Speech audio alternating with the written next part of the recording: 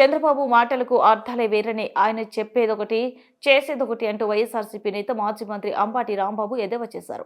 ఆయన మీడియా సమావేశంలో మాట్లాడుతూ ఓటుకు కోట్లు కేసులో అడ్డంగా దొరికిపోయాడు, అయినా నిజాయితీపరుడని చెప్పుకుంటాడంటూ సెటైర్ వేశారు. 6 నెలల్లో 1,20,000 కోట్ల రూపాయలు అప్పు చేశారు. చంద్రబాబు విశ్వాసఘాతకుడు, అబద్ధాలు చెప్పడంలో దిట్ట, అభివృద్ధిని పట్టించుకోకుండా 6 మాసాలుగా కక్ష సాధింపు చర్యలకు పాల్పడుతున్నారు.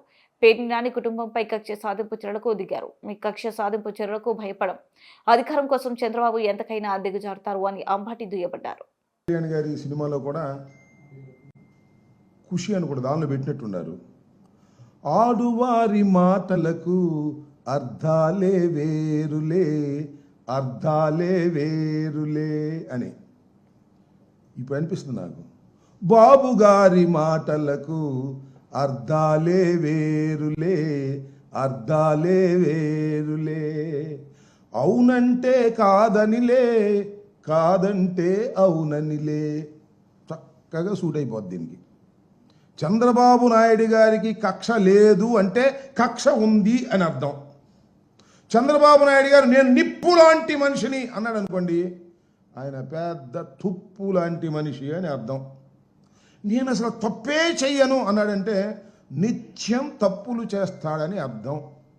నా అంత విశ్వసనీయత కలిగిన రాజకీయవేత్త ఈ దేశంలో లేడు అంటే అంత విశ్వాసఘాతకుడు ఈ రాజకీయాల్లో ఈ దేశంలో ఎవ్వడూ లేడు అని అర్థం. నేను అందరినీ విశ్వసిస్తాను అంటే ఎవరిని నిశ్వసించను అని అర్థం. నేను అక్రమాలు చెయ్యను అన్నాడా, రోజు అక్రమాలు చేస్తాడని అర్థం. నేను ఇదంతా ఎందుకు మీకు ప్రత్యేకంగా చెప్పాల్సిన అవసరం ఏముంది? చంద్రబాబు నాయుడు గారు ఉమ్మడి రాష్ట్రం అయిపోయిన తర్వాత, విడిపోయిన తర్వాత హైదరాబాద్లో ఒక ఎమ్మెల్సీని కొనడం కోసం డబ్బులు సరఫరా చేస్తూ లైవ్లో దొరికిపోయాడు. అవునా? నేనన్నా కల్పించానేది? అదే మా వాళ్ళు బ్రీఫ్డ్ మీ కేసులో అంత లైవ్లో దొరికిపోయినా కూడా నా అంత నిజాయితీపరుడు ఎవడో లేడు నమ్మని అంటాడు.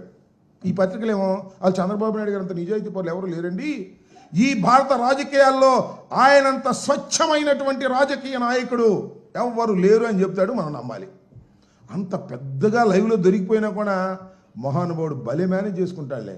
చక్కగా వ్యవస్థలన్నిటినీ మేనేజ్ చేసుకుని తప్పుకుని బయటికి రాగలిగినటువంటి, ఎన్ని ఘోరాల నుంచి అయినా తప్పుకుని రాగలిగినటువంటి గొప్ప వ్యక్తి చంద్రబాబు నాయుడు గారు.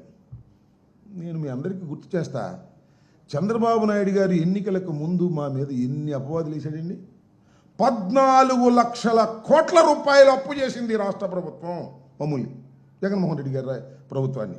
చివరికి ఎంతయ్యా అప్పు చేసింది అంటే కేవలం 6,44,531 కోట్లే తేలింది. 14 లక్షలు ఎక్కడదా, 6,46,000 కోట్లు ఎక్కడ? చూడండి, డబుల్ కన్నా